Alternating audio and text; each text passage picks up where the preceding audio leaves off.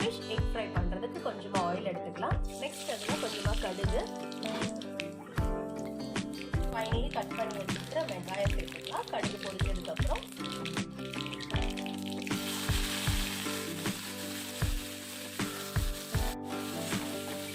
நல்லா onion fry ஆகட்டும். Onion நல்லா ஃப்ரை ஆன அப்புறம் இஞ்சி பூண்டு பேஸ்ட் 1 டேபிள் ஸ்பூன் அளவுல சேர்த்துப்போம். நெக்ஸ்ட் கொஞ்சமா மஞ்சள் தூள், நெக்ஸ்ட் 1 டேபிள் ஸ்பூன் அளவு chilli powder.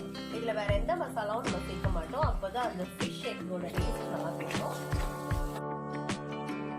So fish egg பாருங்க இந்த மாதிரி தான் இருக்கும், தெரியுதா குட்டி குட்டியா.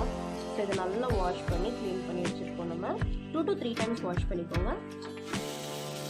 ஒரு ஹாஃப் டொமேட்டோ போதும் இவ்வளோ எக்கு. நம்ம க்ளீன் பண்ணி வாஷ் பண்ணி வச்சுருக்கிற ஃபிஷ் எக்கு, மீனோட முட்டையை நம்ம சேர்த்தாச்சு. ரொம்ப கிண்டணும், லைட்டாக அப்படியே விட்டுருவோம், குக் ஆகட்டும். அதுக்கப்புறம் நம்ம கிண்டிக்கலாம். முட்டை மாதிரியே வரும். 5 மினிட்ஸ்க்கு அப்புறம் பாருங்க அது எப்படி குக் ஆகிடுச்சு, எக் மாதிரி ஆயிடுச்சு. இந்த ஸ்டேஜில் நான் சால்ட் ஆட் பண்ணிக்கிறேன்.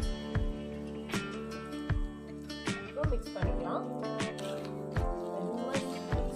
எல்லாம் ரொம்ப குறுகுறுன்னு ஆயிடும்.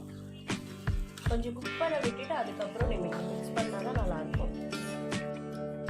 ஸோ ஆல்மோஸ்ட் ஒரு 10 மினிட்ஸ் லோ ஃப்ளேமில் நம்ம குக் பண்ணியிருக்கோம். பாருங்க சூப்பராக இருக்குது.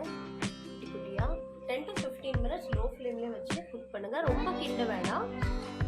ஸோ நம்மளோட ஃபிஷ் எக் ஃப்ரை ரெடி ஆயிடுச்சு.